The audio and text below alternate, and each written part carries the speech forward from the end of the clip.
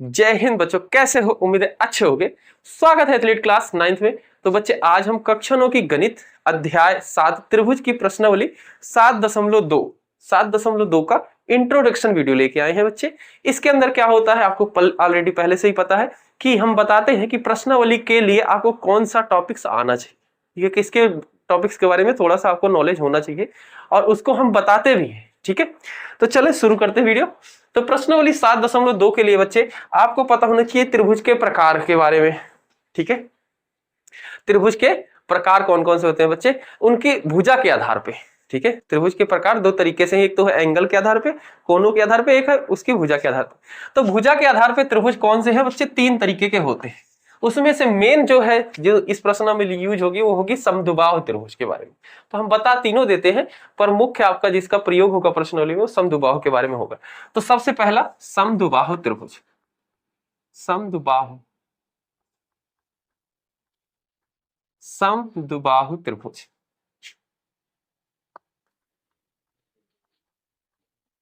इसको बच्चे अंग्रेजी में बोलता है आइसोसेलस। आइसोसेलस ट्रायंगल, अंग्रेजी क्या होता है इसको? Isosceles triangle. इसका मतलब क्या है बच्चे? इसका मतलब है कि कोई भी त्रिभुज हो, ठीक है, ये हमने एक त्रिभुज बना लिया, ठीक है, ए बी सी, ठीक है, कोई त्रिभुज होगा, उसकी दो भुजाएं बराबर होंगी, तो उसको क्या बोलते हैं? समद्विबाहु, समान दो बाहु भुजाएं। ठीक है, एक ये भुजा, एक ये भुजा, इसमें दिख रही है बराबर। ठीक है, तो इसमें क्या है? BC BC बराबर AC, ये होता है बच्चे समद्विबाहु त्रिभुज। ठीक है, अब बच्चे हम बात करते हैं प्रमेय की बात क्या होती है। इसमें दो प्रमेय है, 7.1 7.2 ऐसे ही है। तो एक प्रमेय है इसके अंदर, ठीक है, तो हम प्रमेय एक ही लिख दे रहे हैं। 7.2 के लिए प्रश्नावली के लिए पहली प्रमेय जो है वो कहती है कि अगर कोई समद्विबाहु त्रिभुज है तो उसके सम्मुख कोण बराबर होंगे। मतलब अगर ये क्या है? समद्विबाहु त्रिभुज है, इसकी ये भुजा ये भुजा बराबर है, इस भुजा के सामने वाला कोण ये, ठीक है, और इस भुजा के सामने वाला कोण ये दोनों भी बराबर होंगे। ठीक है, कहने का क्या मतलब है कि इसमें जैसे समद्विबाहु त्रिभुज है तो BC बराबर AC है। ठीक है, BC बराबर AC, तो इस वाले भुजा के सम्मुख मतलब सामने, इसके सामने ये वाला कोण है, यानी कि BC के सामने कौन सा कोण है? ये, तो कोण A बराबर, और AC के सामने कौन सा कोण है? ये कोण B, तो कोण B भी होगा। ये आपकी प्रमेय कहती है इसके अंदर। ठीक है, और इसका पूरा प्रूफ भी दिया गया बच्चे, ये होता है। ठीक है, तो हमें इतना ही समझ के रखना है, कोई समद्विबाहु त्रिभुज होगा तो उसके सम्मुख कोण भी बराबर होंगे, बस। तो यहां पे लिख देते हैं समद्विबाहु त्रिभुज में, समद्विबाहु त्रिभुज में समान भुजा या फिर बराबर भुजा, भुजा के सम्मुख मतलब सामने, सम्मुख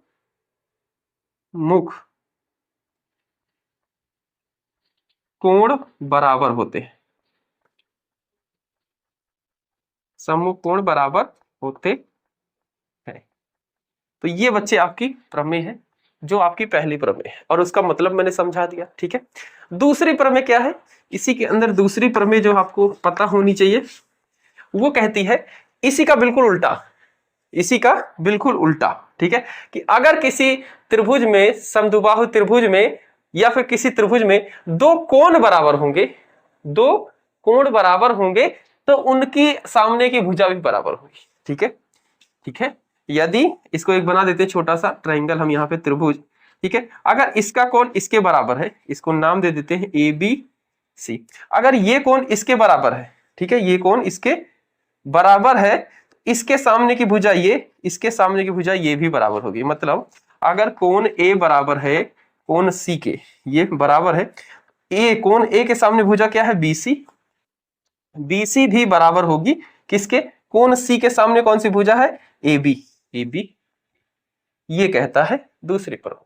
ठीक है, तो इसमें लिख लेंगे समान कोण या बराबर कोण के सम्मुख भुजाएं बराबर होती है। त्रिभुज की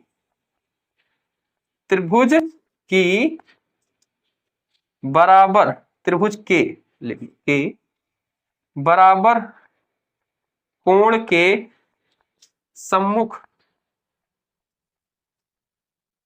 सममुख भुजा बराबर होती है।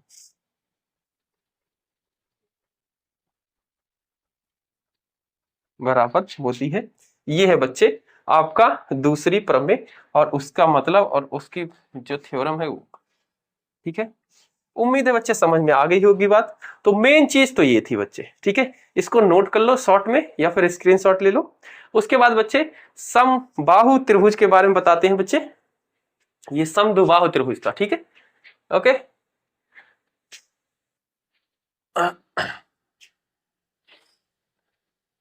यही बच्चे मेन था, इतनी चीज आपको पता था, आपकी प्रश्नावली आराम से आपसे हो जाएगी ये वाली।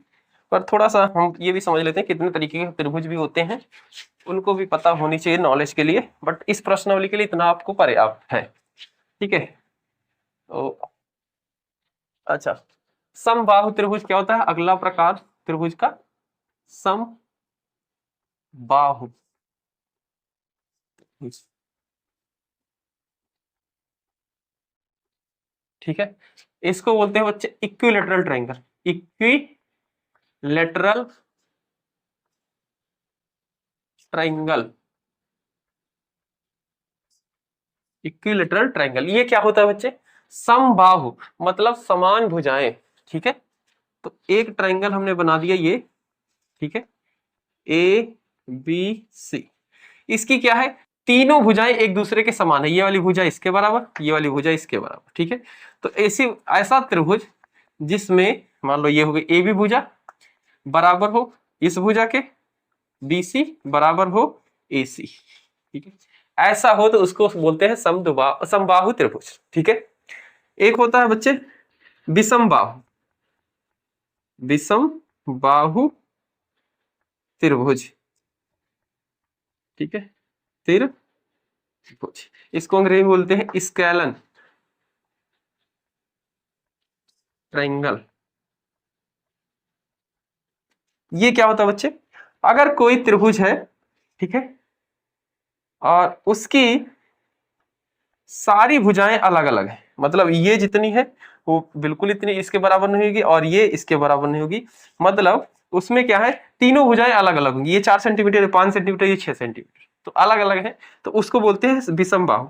तो इसमें क्या होगा, ए बी बराबर ना होगा बी सी के और ना बी सी बराबर होगा ए सी के, इसको बोलेंगे विषम बाहु त्रिभुज, ठीक है। उम्मीद है बच्चे समझ में आया होगा, इतना आप नोट कर ले, फिर हम आ जाते हैं आपके प्रश्नावली के प्रश्नों पे, ठीक है। तो इस वीडियो में इतना ही, मिलते हैं अगली वीडियो में। जय हिंद, जय भारत प्यारे बच्चों।